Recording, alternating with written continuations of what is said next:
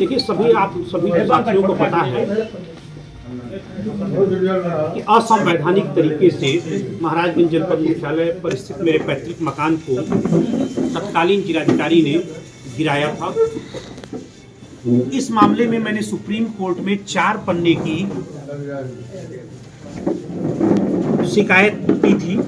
इस शिकायती पत्र का माननीय सर्वोच्च न्यायालय ने स्वतः संज्ञान लिया और मेरे 4 पन्ने के शिकायती पत्र को रिट याचिका में तब्दील कर दिया और इसके बाद 6 नवंबर 2024 को ऐतिहासिक आदेश दिया जो देश भर में लागू होगा और कहा कि अब किसी के मकान को इस तरह तोड़ा नहीं जा सकता। इसके लिए जो प्रक्रिया है वो अपनानी होगी। मेरे मामले में माननीय सुप्रीम कोर्ट ने विध्वंस के लिए अधिकारियों को पूर्ण रूप से दोषी पाया और कहा कि याचिकाकर्ता मनोज टिबड़ेवाल आकाश की तहरीर पर सभी दोषियों के खिलाफ मुकदमा पंजीकृत हो। सभी 26 नामजद, जिनमें से वर्तमान आईएएस, वर्तमान IPS, PCS, PPS, national highway और पीडब्ल्यूडी के इंजीनियरों, पुलिस इंस्पेक्टरों, एलआईयू इंस्पेक्टरों, सब इंस्पेक्टरों सहित 26 नामजद और तमाम अज्ञात के खिलाफ एफआईआर कल रात में थाना कोतवाली महाराजगंज में दर्ज हुई है। ये एफआईआर काफी संगीन धाराओं में है, जिसमें आजीवन कारावास है। एफआईआर संख्या 629/2024 महाराजगंज थाना कोतवाली में दर्ज हुई है, जिनमें धारा 147, 166, 167, 323, 504, 506, 427, 452, 352, 336, 355, 420, 467, 468, 471 तथा 120 बी में दर्ज हुई है। इसमें कई अज्ञात लोग हैं। सबसे महत्वपूर्ण बात यह है कि सुप्रीम कोर्ट ने कहा है कि इसकी विवेचना कोई जिला पुलिस नहीं करेगी बल्कि यूपी सीबीसीआईडी करेगी। मैं यहाँ बहुत साफ शब्दों में स्पष्ट तौर पे कहना चाहता हूँ कि उत्तर प्रदेश की सीबीसीआईडी ने यदि अपने राज्य के साथी अफसरों को, आईएएस, आईपीएस, पीसीएस, पीपीएस इंस्पेक्टरों को बचाने का दुस्साहस किया विवेचना के दौरान, तो मैं इस मामले को माननीय सुप्रीम कोर्ट में दोबारा ले जाऊंगा और इसकी जांच सीबीआई से सुनिश्चित कराऊंगा। इसके अलावा माननीय सुप्रीम कोर्ट ने राज्य के मुख्य सचिव को आदेश दिया है कि समस्त दोषियों के खिलाफ कठोरतम विभागीय दंडात्मक कार्रवाई की जाए। मुझे राज्य सरकार पर दंडात्मक मुआवजा 25 लाख का लगाया जो मुझे दिया जाए याचिकाकर्ता को, और साथ ही मेरे मकान दुकान का सामानों सहित सभी चीज का मुआवजा दिया जाए। बंधुओं, यह लड़ाई मेरी अकेले की नहीं थी। हम 21वीं शताब्दी में जी रहे हैं। मेरे सामने सवाल था कि क्या हम आप अपने घर के अंदर बैठे हो और पुलिस वाले अचानक बिना परमिशन, बिना वारंट आए और बिना लिखित नोटिस के, बिना 1 मिनट का वक्त दिए अचानक आपके घर को सभी सामानों सहित बुलडोज करा दें, ध्वस्त करा दें। इसके खिलाफ मैंने लड़ाई लड़ी और इस लड़ाई मैं नहीं लड़ पाता यदि महाराजगंज से लेकर दिल्ली तक मेरे पत्रकार साथी, मेरे शुभचिंतक मित्र, राष्ट्रीय मानव अधिकार आयोग और सुप्रीम कोर्ट ने सच का साथ न दिया होता। और मैं आपको धन्यवाद देता हूं और आपको कहना चाहता हूं कि लड़ाई मेरी अकेले की नहीं थी, सभी की लड़ाई थी। और आज के बाद भविष्य में महाराजगंज जिले में किसी भी व्यक्ति का 1 इंच भी मकान दुकान बिना अधिग्रहण, बिना मुआवजे के मैं तोड़ने नहीं दूंगा। बहुत बहुत धन्यवाद। सर, जो सुप्रीम कोर्ट ने आदेश दिया था वो 30 दिनों के भीतर एफआईआर दर्ज करने और मुआवजा देने की बात थी, उसका कितना अनुपालन?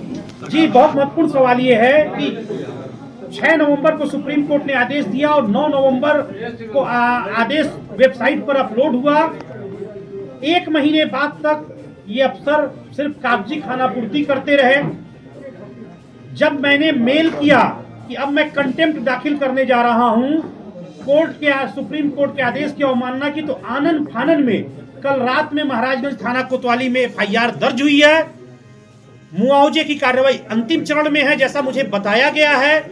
इसी नाते मैं स्पष्ट करना चाहता हूं कि श्रेणी 6-2 की आबादी, तो उसमें एक व्यवस्था है कि 1962 के पहले के जो मकान हैं और वहां पर नगर ग्राम सभा या नगर पंचायत या नगर पालिका की जमीन है जिस पर आबादी दर्ज है श्रेणी 6-2 के अंतर्गत, उसमें 1962 के पहले जो मकान बने हुए हैं वो उनके ही मकान माने जाएंगे।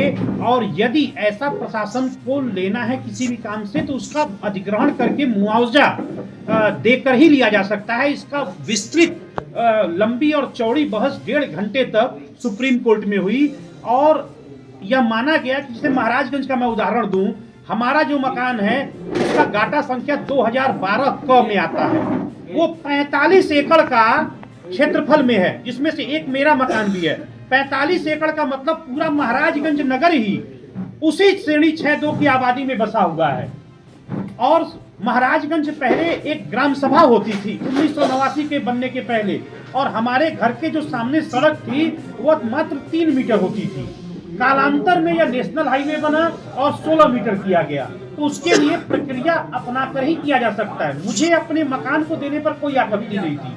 मैंने स्पष्ट तौर पर जिला प्रशासन को लिखित कहा मेरी माताजी की तरफ से एप्लीकेशन देकर 4 जुलाई 2019 को कि मेरे मकान के सामने सड़क की भूमि 8 मीटर है, मेरे मध्य सड़क से दोनों तरफ 16 मीटर, मेरे मध्य से 8 मीटर। 8 मीटर के बाद जितना भी मकान है वो मेरा मकान है। आरटीआई से प्राप्त साक्ष्य, नक्शों का साक्ष्य मैंने जिला प्रशासन को दिया। तत्कालीन जिलाधिकारी ने तानाशाह बनते हुए से रद्दी की टोकरी में फाड़ कर फेंक दिया, क्योंकि उसे कमीशन खोरी करना था।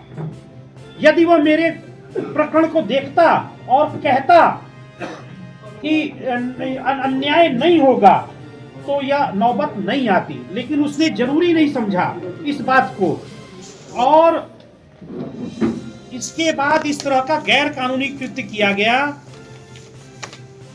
अब रहा सवाल आपका, दूसरा सवाल जो आया उसके संबंध में मैं यह कहना चाहूंगा कि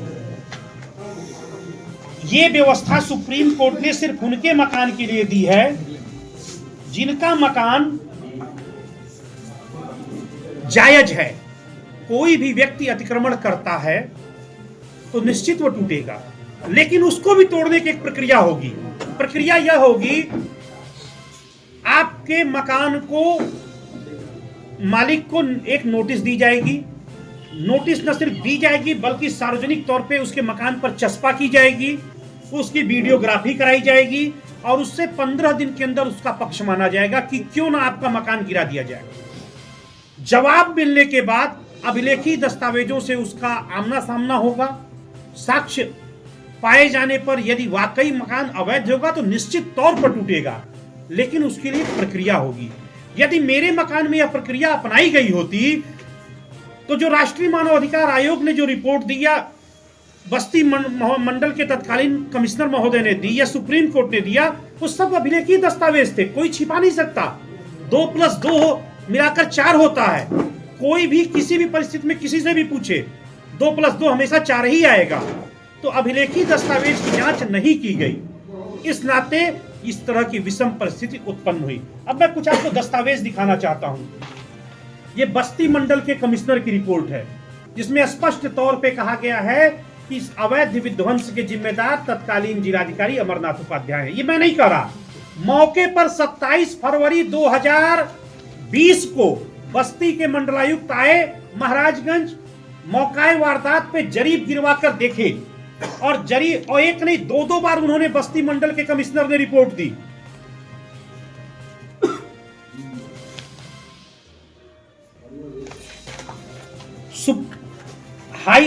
संसद भवन में यह मामला उठा।